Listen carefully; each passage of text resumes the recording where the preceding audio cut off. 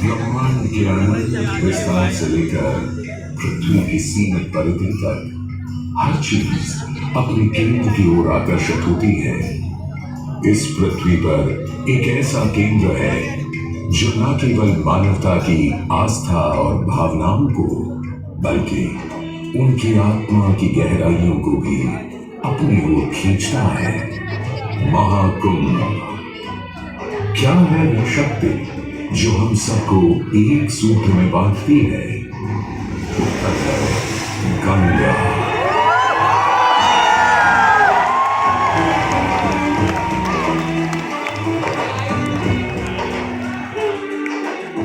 किंतु गंगा क्यों?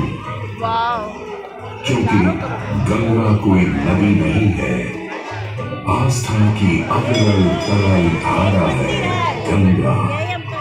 विश्वासों की वाहिनी, संस्कृति की सरिता है गंगा।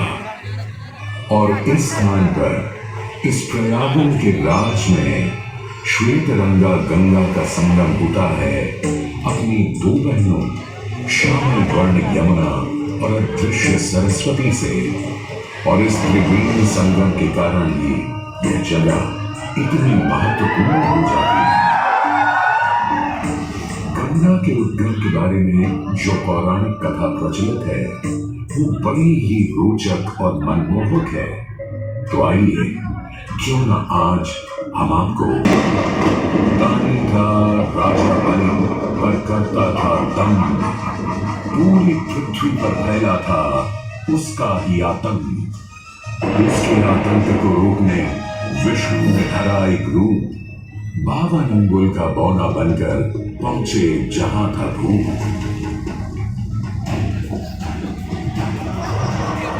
सारे दरबारी बौने ब्राह्मण पर हंसे, पर बाली ने जब उसे दान मांगने को कहा तो उसने कुटिया बनाने को केवल 3 पग भूमि मांगी। पर जब बौने ब्राह्मण ने भूमि नापनी शुरू की तो जैसे भूचाल लिया गया, वामन ने पहले पग में पूरी धरती नाप ली और अगले कदम से स्वर्ग। ब्रह्मा जी ने भगवान विष्णु के चरण होकर उस जल को अपने कमंडल में भर लिया। और अब वामन अवतार ने अपना तीसरा पग बलि के सिर पर रख उसे पाताल लोक भेज मुक्ति दे दी।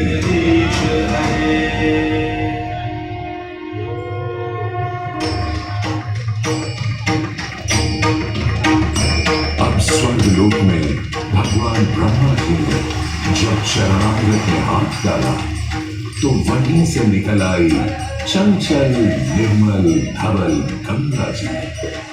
पवित्र किंतु चंचल, आज से तू मेरी पुत्री और नाम तेरा गंगा।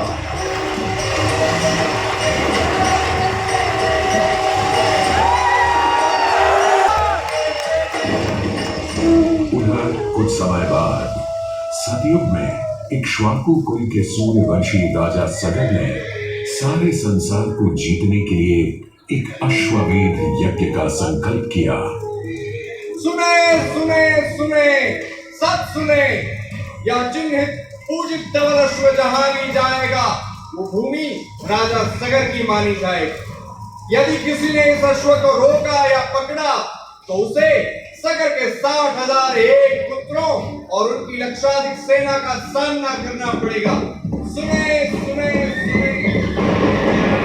भूलोक में सगर का अश्व अजय अपराजय बढ़ता जा रहा था और स्वर्ण लोक में बढ़ती जा रही थी देवेंद्र इंद्र की दुविधा। डरकर वो अश्व को रोकने की युक्ति लगाने लगे। इंद्र ने राजा सगर के महर्षि कपिल के आश्रम में बांध दिया। घोड़े को खोजते हुए राजा सगर के 60,000 पुत्र महर्षि कपिल के आश्रम में पहुंचे।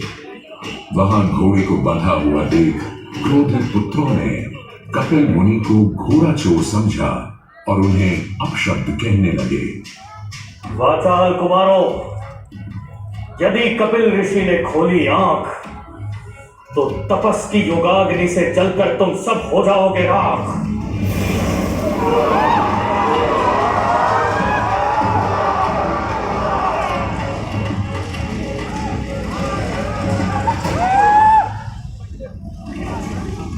उधर सगर थे चिंतित, न अश्व का पता था न पुत्रों का कोई समाचार।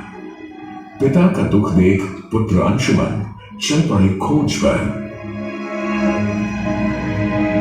जब महर्षि कपिल के आश्रम पहुंचे तो देखा अश्व को और साथ ही अपने 60,000 भाइयों की भस्म को। महर्षि से की क्षमा याचना और पूछा तर्पण का उपाय। तुम्हारे भाई थे घमंडी, अविवेकी और अभिमानी। भस्म कर दिया उन्हें मैंने, जो उन्होंने मेरी नहीं मानी। गंगा जल, केवल गंगा जल ही दे सकता है मुक्ति उन्हें, जो भस्म हुए तुम्हारे परिजन।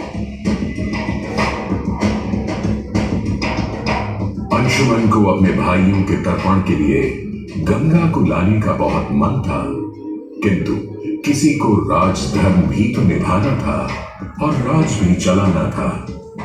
देखते देखते 7 पीढ़ियां गुजर गईं, पर 7 पीढ़ियों के बाद समय आने पर राजकुमार भगीरथ ने राजा बनने से साफ मना कर दिया।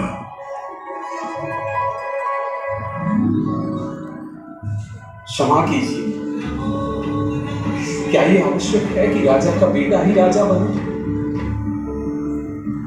मैं पहले तपस्या करूं और फिर ब्रह्मा से गंगा को मांग कर पृथ्वी पर ले आऊं और फिर उनके पावन पवित्र जल से अपने 60,000 पूर्वजों का तर्पण करूं। दिन वर्ष बदले, ऋतुओं की हवा बदली, नदियों के किनारे बदले, किंतु नहीं बदला भगीरथ का संकल्प। गंगा अवतरण।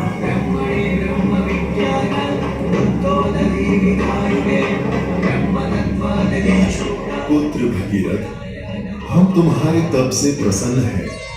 बताओ क्या आशीर्वाद चाहिए?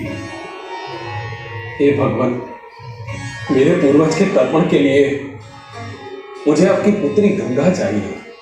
तथास्तु, किंतु यदि गंगा स्वर्ग से सीधे धरती पर गिरी तो पृथ्वी को चीरते हुए गंगा सीधे पाताल में पहुंच जाएगी। इसलिए तुम भगवान शिव शंकर को मनाओ ताकि गंगा जब स्वर्ग से नीचे उतरे तो वो उसे अपनी जटा में थाम ले। अब भगीरथ ने एक अंगूठे पर खड़े होकर भगवान शंकर को मनाने के लिए शिव शंकर का जाप शुरू कर दिया। जय मन भावन जय पतित पावन शोक दशावन शिव शंभो विपद विहारम अधम उदाहरण सत्य सनातन शिव शंभो राज वचन हर जलद नयन वर धवल वचन मांग लो पुत्र, कोई भी वर मांग लो आज। हे प्रभु, जब गंगा स्वर्ग से धरती पर गिरे तब आप बीच में उन्हें अपनी जटाओं में साध लें, नहीं तो पूरी पृथ्वी नष्ट हो जाएगी। बस इतनी सी बात? ठीक है, ब्रह्मदेव से कहो शिव तैयार है, आने दो गंगा को, आने दो।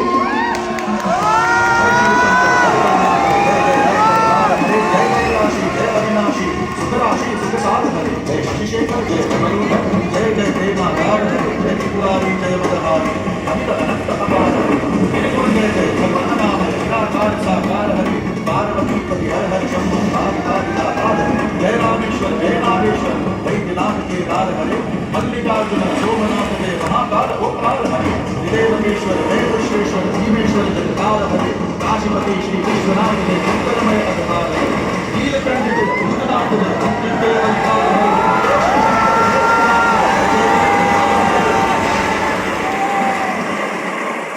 और यूं गंगा ने भगीरथ के साथ गंगा सागर जाकर सगर के पुत्रों का उद्धार किया।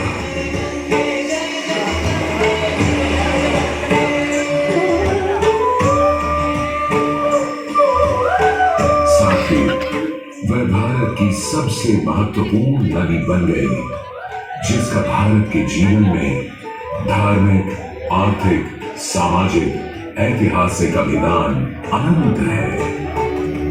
हे मां गंगे, हे जगदम्बे, हे मां गंगे। मोक्षदायिनी गंगा का यमुना और सरस्वती के साथ त्रिवेणी संगम मोक्ष का संगम है। प्रत्येक 12 वर्षों में यह महाकुंभ का स्नान करता है सर्व सिद्धि प्रदान और देता है मोक्ष का वरदान।